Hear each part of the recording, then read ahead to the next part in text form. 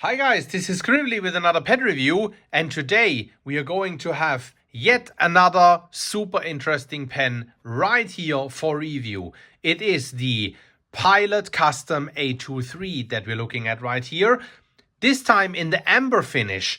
Why am I saying this time? Because a long time ago, probably 4 or 5 years ago, something like that, maybe it was 3 years ago, I have already reviewed that pen in black. Not the amber one though, which we're going to have a look at today. This pen comes from Fontoplumo with a very beautiful thank you card. Fontoplumo.nl. Thanks for sending this pen for review. Pen comes in a quite large Pilot box. Open the box. Inside you do have the warranty card.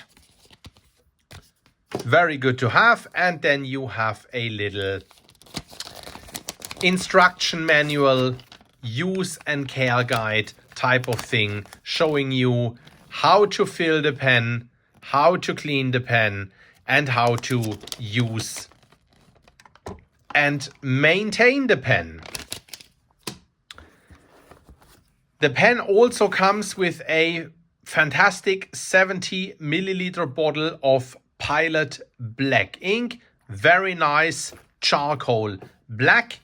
I don't have the pen filled with that black today because I think that black, of course, does go much better with the black version of that pen. Zooming in ever so slightly. Today we are going to look at the amber brown version of that pen. As you can see right here, this is a so-called cigar shaped pen with like a rounded dome and a rounded end cap.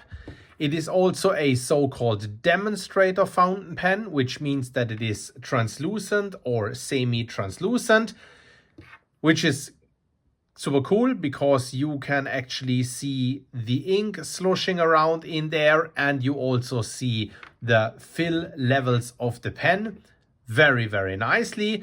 The pen is about 25% full right now. It's filled with Pelikan Edelstein Smoky Quartz, which was the Pelikan 2017 limited edition ink, which is nowadays impossible to get a hold of, or quite impossible. I secured a couple of bottles back then because it's pretty much my favorite brown. So I'm very happy about that. And then we have like a brown dome right here. No finial, nothing like that on here. Pretty shiny, pretty glossy, and a dark brown end cap. Talking about that in a minute. Both of them are brown plastic, whereas the rest of the pen is semi-translucent or translucent. We have like a ring up here. We have like a clip saying Pilot. It's this clip with this little ball on here, which is very characteristic for Pilot fountain pens. Quite springy, not too stiff, not too springy.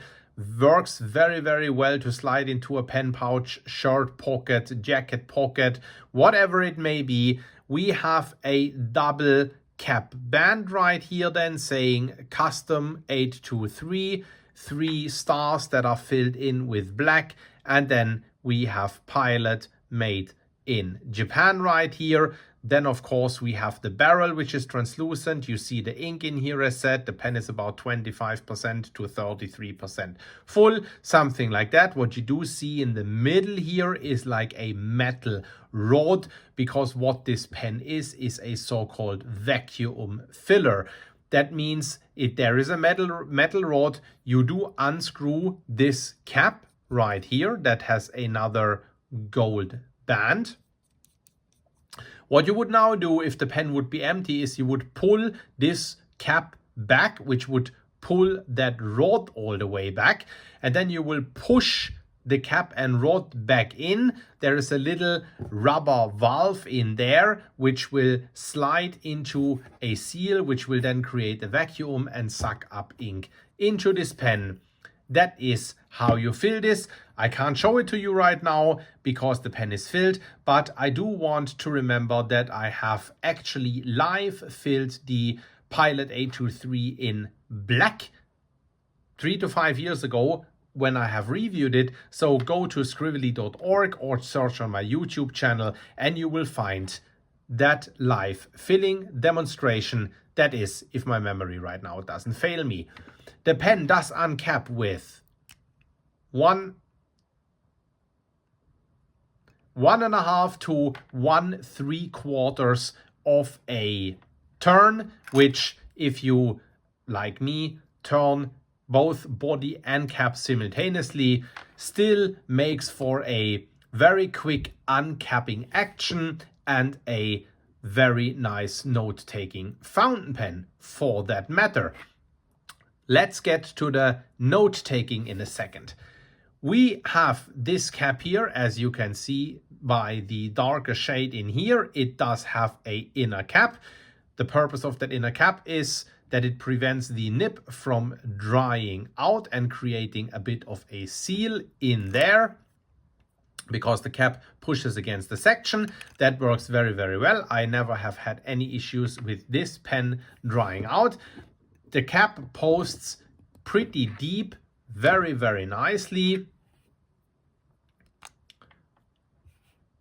Posts about, you know, a third down the section, as you can see. Very nice. Posted. The pen is very well balanced. I have ever so slightly larger hands, so for me that works very well. If you have a little bit smallish hands, it might be that the pen gets a little bit back heavy, a little bit unwieldy. I anyway prefer to write my pens unposted, and as you see, when you unpost the pen, it does become shorter. Either way, with my rather large hands, the pen lays very comfortable, very balanced, very nice in hand. Unposted, it is equally so. Let's have a look at this nib, which is a number 8 size nib. It says Pilot 14K.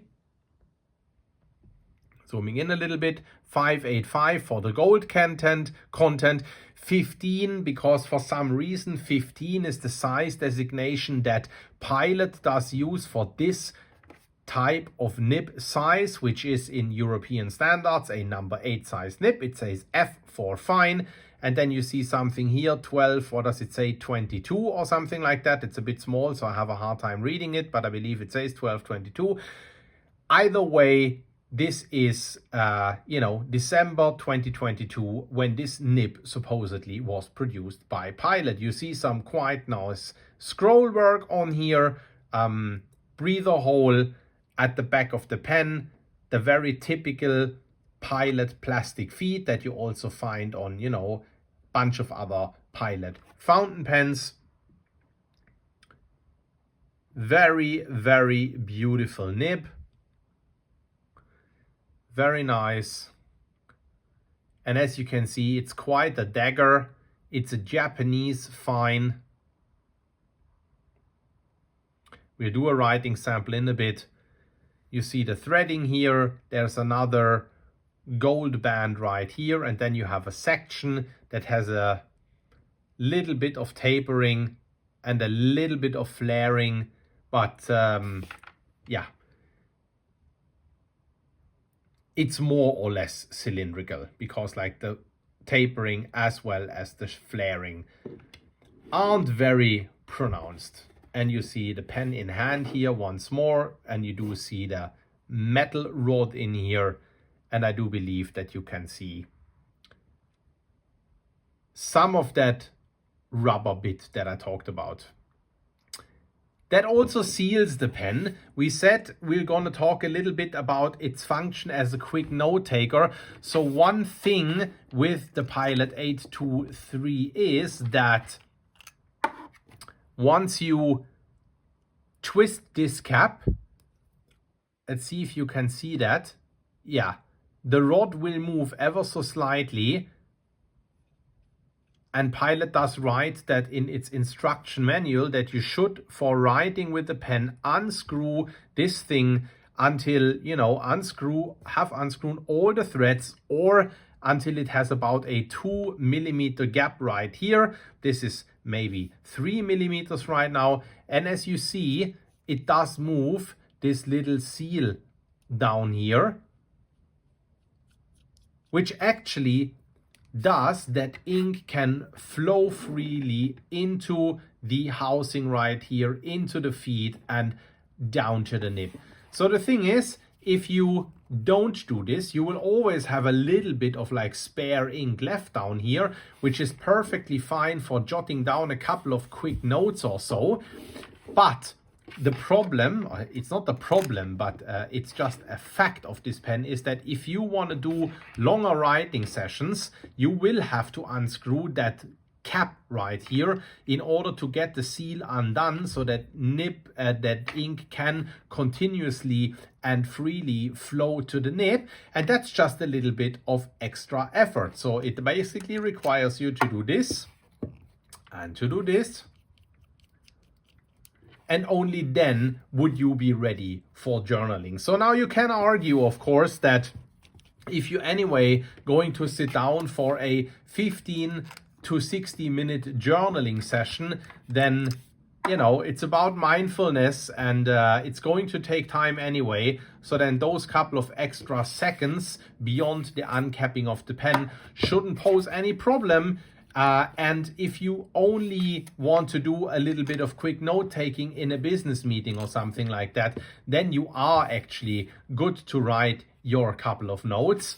The little caveat only is if you wanna, let's say in a 60 to 90 minute business meeting, want to cap and uncap the pen repeatedly in order to take perhaps a little bit more extensive notes, then at some point you will not any longer get around to uncapping the pen. But then again, you have a 90-minute meeting, and perhaps that is fine. That is just a very long-winded way to tell you that this is something to look out for. This pen is priced at €350, which is not exactly inexpensive, but if you consider that, for instance, a Pelikan M600 sets you back about €480 to €500, and it is a pen that is also having a more specific filling mechanism. In that case, the M600 would be a piston filler. So I guess you could say that it's comparable to this pen, because this also has something beyond cartridge converter filling, perhaps even more special. That is in the eye of the beholder than a piston filler, because this is a vacuum filler, and they both come with 14 karat gold nibs. So you could say that that's fairly comparable. And if you agree that the M600 could be a comparison, then you could say that €350 for this pen actually is quite a steal.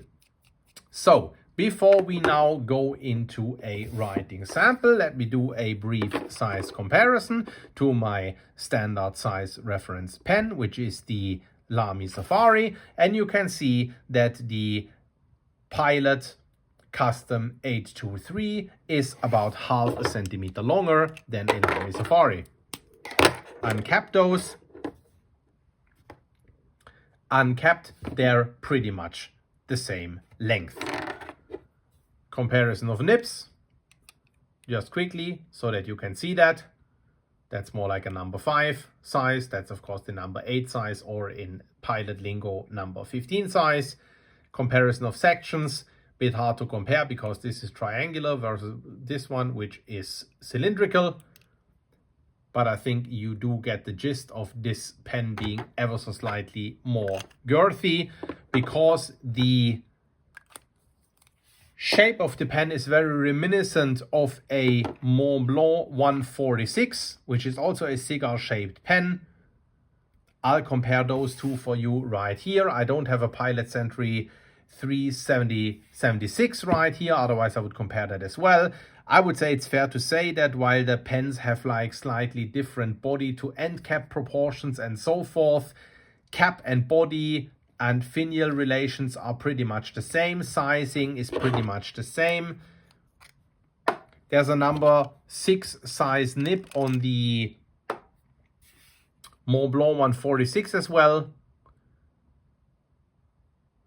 The Pilot one is slightly elongated. As you can see, it's perhaps 1 or 2 millimeters longer. Sections, again, fairly comparable. The Pilot section a tad longer, but girth is pretty much the same. The 146 is perhaps a little wider in circumference. If you would measure this, you would perhaps find a difference.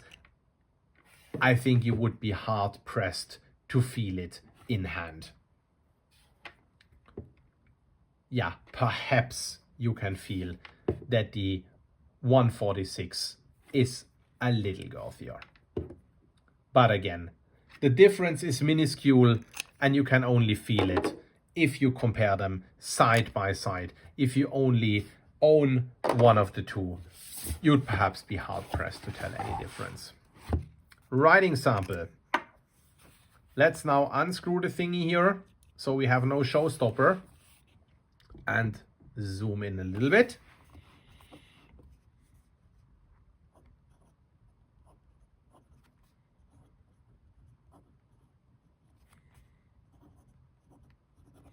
Pilot Custom A23.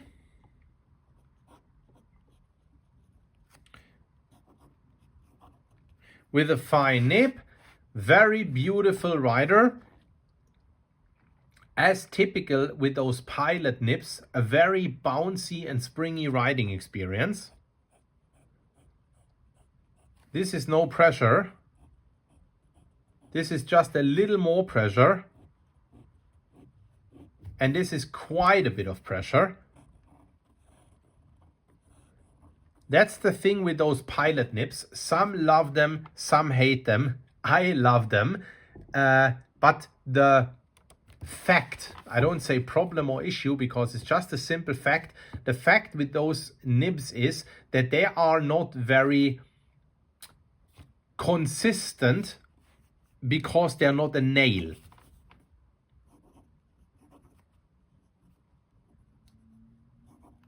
Meaning they're not very rigid.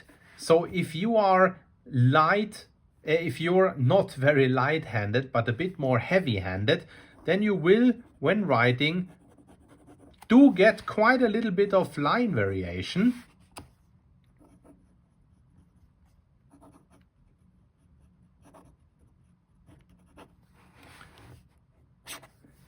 Which some people don't like. I don't mind it. I believe it gives your handwriting a little bit of character. So I find it beautiful. But some people that like very concise, very precise, very, very refined lines that are very consistent, they perhaps don't like this trait. As said, I don't mind it. I believe that that is what gives the fountain pen a bit of characteristic. So I pretty much like it. As said, this here is a Japanese fine. I had the Mont Blanc right here and it happens to be inked as well. I think it's inked with Caran d'Ache Ultraviolet, and this is an extra fine. And I think, as you can see, the old truth holds that Japanese nibs are normally one step down in designation compared to European nibs, meaning this Japanese fine pretty much compares to this European extra fine. So I would say the good old rule does apply right here as well. There we have it with a review of this pretty fantastic writer. With that little, not drawback, but just fun fact that the uncapping of that end cap is what you will have to do if you want to do more extended riding sessions. Other than that, beautiful pen, fantastic Japanese aesthetics, beautiful demonstrator pen with this fantastic vacuum filling mechanism. At for 350 euro, very, very reasonable price. I do say thank you very much once more to Frank at Fontoplumo, fontoplumo.nl, for sending this pen for review. I hope this review was helpful, and as always, I see you at the next review. Bye bye.